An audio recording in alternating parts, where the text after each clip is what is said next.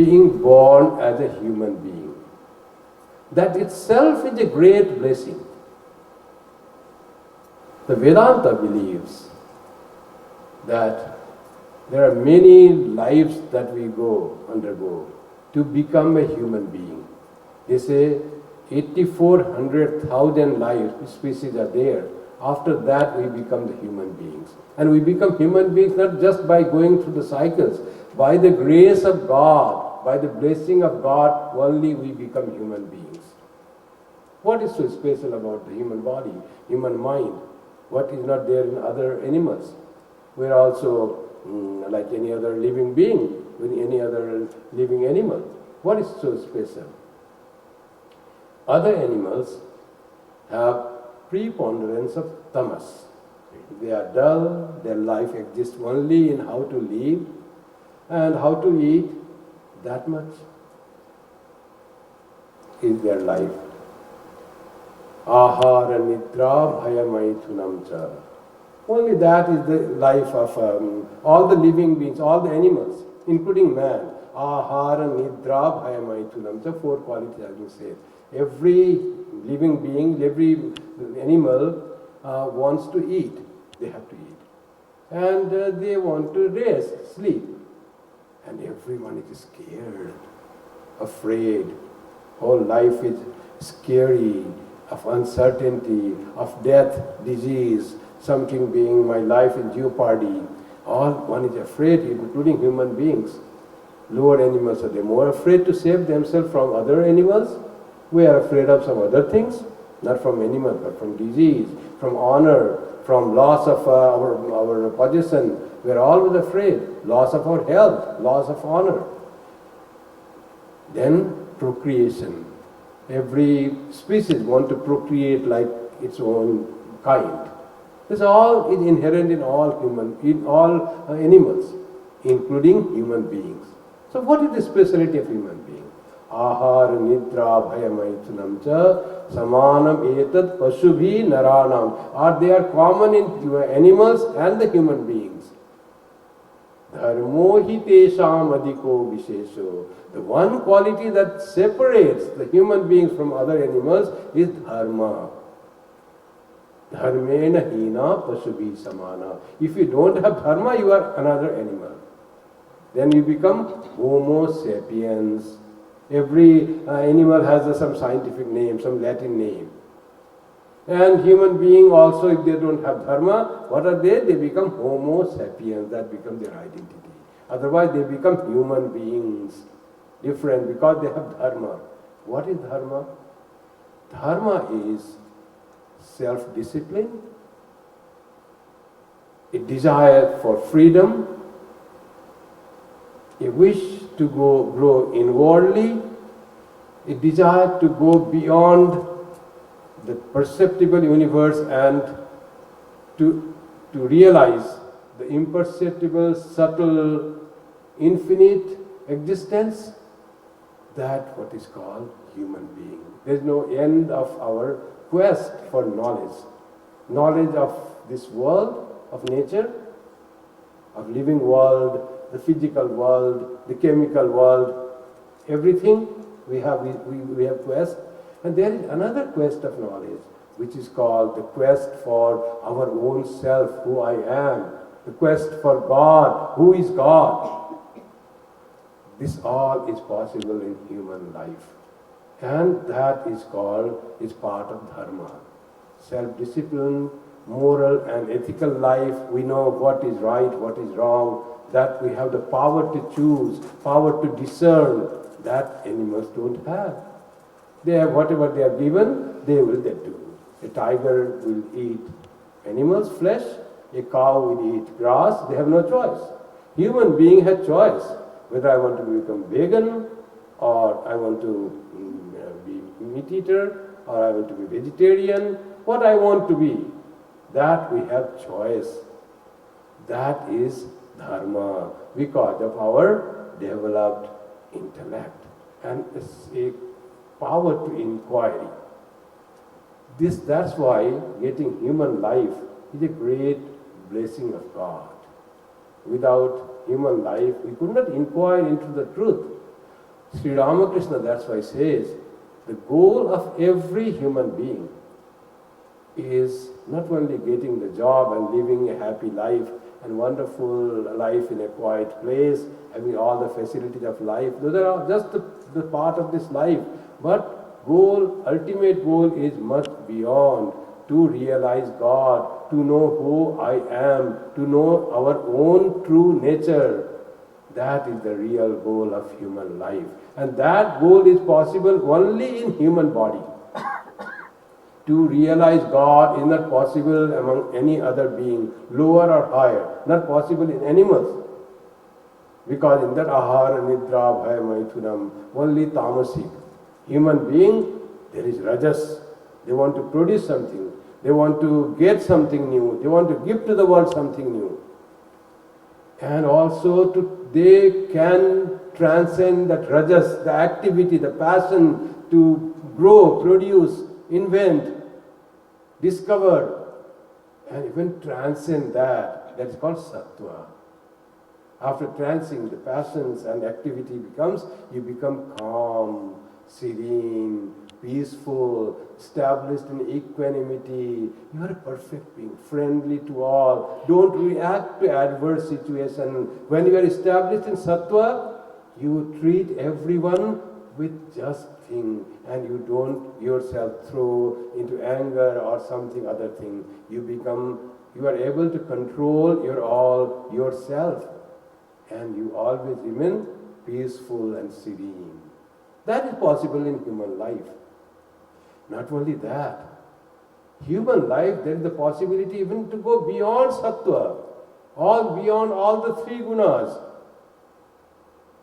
of dullness, lethargy, or activity and passion, or serenity and calmness, even beyond these three different types of mindset called three gunas, and get established in the truth called turiya, the fourth stage of realization of truth. When you go beyond all this when your mind is under the control of something or other, attain the true freedom. When you realize that you are not bound by anything in the world, that is going beyond all the gunas. So you transcend three gunas, trigunatita. That is possible in human body and human mind. This is how the human body becomes so much important, and this happens only by the grace of God, that we have God, this human body. One is, I said, there is the samskaras from Purva Janma, from previous lives. That is one way to look. We did something good in our previous life. We are already having the inquiry into the truth. We are already practicing kindness and goodness and all that in our whatever life we were, human being or other animal. And then we got finally this human life of this quality. With this what we have the mindset. In human beings, all look like human beings. There are the human beings like Angulimala. There are human beings like Buddha. Those who are very cruel and they can harm others for their own sake, for their whims. And there can be people like Buddha who can sacrifice their life for the sake of even a lamb. There is a huge, big difference between human being to human being. Naturally, Buddha is much more evolved in human beings than other Angulimala. But all human beings have the capacity to transcend all our weaknesses, all our limitations, and become Buddha. That is possible in human beings. That's why human body is so important, human life is so important. And when Buddha is created in the human being, transcending all the limitations of fear or anger, what remains is only love. What remains is only power to transcend and help others. And that Buddha can make this Angulimala a saint. Cruel person, the killer, the senseless person, he becomes like a saint by the touch of Buddha. There is a beautiful prayer in Sanskrit. Durjana sajjano bhuyat sajjano shanti mahapnuyat. May the wicked become good. May the good attain peace. Santo mucceta bandebhyo. No stop, just being good, but attaining peace. There is still progress. May the peaceful be freed from the bondage of ignorance. Not yet stopping. Santo mucceta bandebhyo muktas chanyan vimochayet. May those who have become free from the bondage of ignorance, who have attained the knowledge of truth, may they free others who are in bondage. No stopping. There's so much to do in spirituality. There's no end of being good, doing good. That's why Buddha can transform the life of so many people and transform the life of even the cruel person like Angulimala. Every saint, every sinner has a future. They say every sinner has a future. Each soul is potentially divine. Each soul. The divinity needs to be expressed, manifested. Soul of good person, selfish person, cruel person. The soul is same, perfect and divine. Only in the person who are ignorant, that divinity is not manifested. The goodness is all hidden. But in saintly person, it is all manifested and you can see the light. Like in ignorant, weak, self-centered, selfish person, it is like a lamp is same inside, but the covering of the mind is covered with, painted with black paint. No light coming out of that beautiful light of the soul. In sense, the covering of the mind is clear, transparent, like the clean glass. And all the light that shines through. Every sinner has a future goal. And every saint has a past. Everyone has to work through.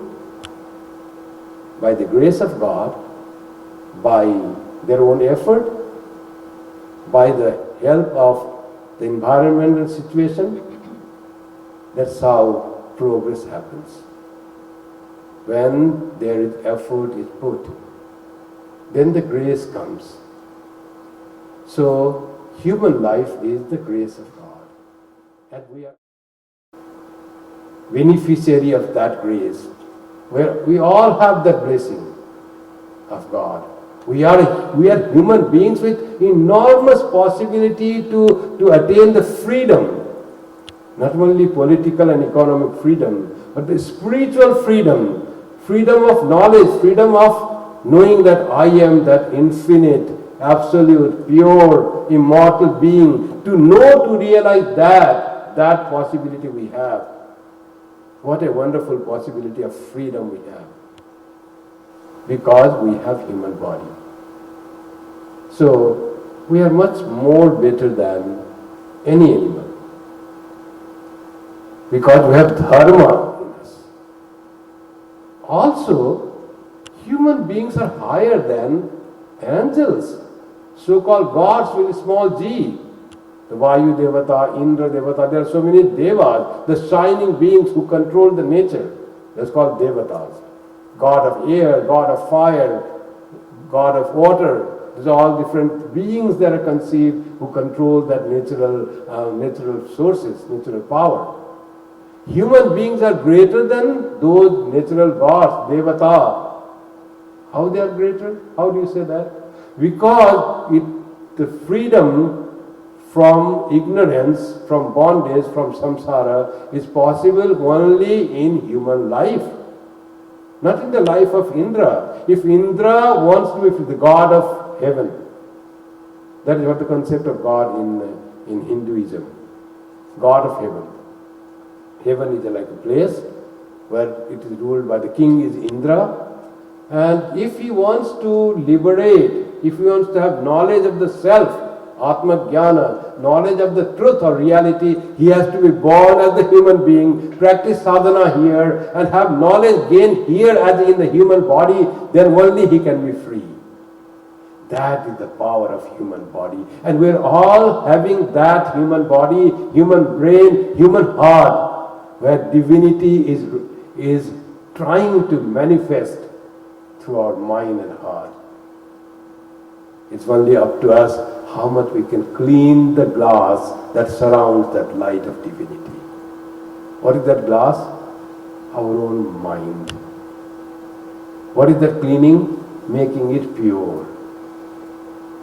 How do you pure that mind, purify that mind? Purify mind through feeling your oneness or friendliness with all. By helping others whenever it is needed. By being sweet and kind to any other person. By controlling ourselves, self-control. Atma Samyama. Self-discipline, all those go on purifying our mind and manifesting the divinity that is in us, going towards the knowledge, gaining the knowledge. Yeah, and this human body, the blessing of God, is fully utilized if we can realize the truth and oneness of Atman and the God. Brahmatmaika Aikya, oneness of Brahman and the Atman. When we can realize that, then human life is fulfilled. Suppose we don't realize God. We try, but still that ignorance is there, ego remains, and we die. Then what will happen? Suppose you take an exam and you cannot pass. You fail. Then what happens? You have to repeat, again reappear in the exam. So we will also, if you cannot pass and cannot have the knowledge of truth in this life, after getting everything, then again we'll have to readmit it to this world, work on from that. Be born as a human being and you will have the good quality that you had in the past, try again. You are given chance. Now how far and how long, how many times given chance? Infinite times. But God sees that you have to pass through for what? That's why He will give human body again and again, unless you do something heinous and is born in another animal life. And again then you will have to work up, demotion and promotion. But you will have to be promoted to human beings. And suppose you did something very good and you suddenly got into the Devata. That promotion is not for the realization of God. Some position you have been done. You know, sometimes people are not happy with some colleague and they say kicking high, kicking up. Like that is going to become the gods with a small g. But the goal of human life is to realize ourselves, is to find the Brahman, is to know the reality, is to know that we are immortal. Know our true nature. That is the goal of life, and that goal of life can be attained because we are human beings, and we are human beings because by the grace of God. It is a great blessing that we have got, and every one of us that.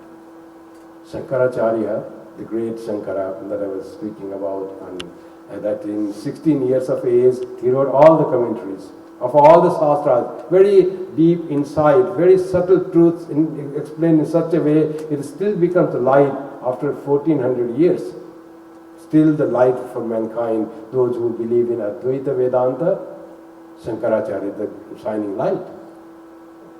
He says, if after having got the human life, so rare to get, and you don't strive to realize the truth, you don't want to have the love of God developed in you, you don't have the desire to have the knowledge of reality, then you are misusing the great opportunity given by God.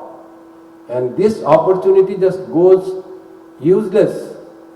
And that is like committing suicide. Body was there, what is suicide? They had a wonderful human life and they want to cut short because of some emotional disturbance. And those who do not realize, they live long life, nothing of that. But they do not do the real thing after having God and given all the possibilities and opportunities that is not fully utilized, and you die without realization of God. Then he says, they are the fools, Mudadhi and Atmaha. So we have to strive to realize God because we have got this wonderful opportunity by the grace of God. This great blessing we have to follow.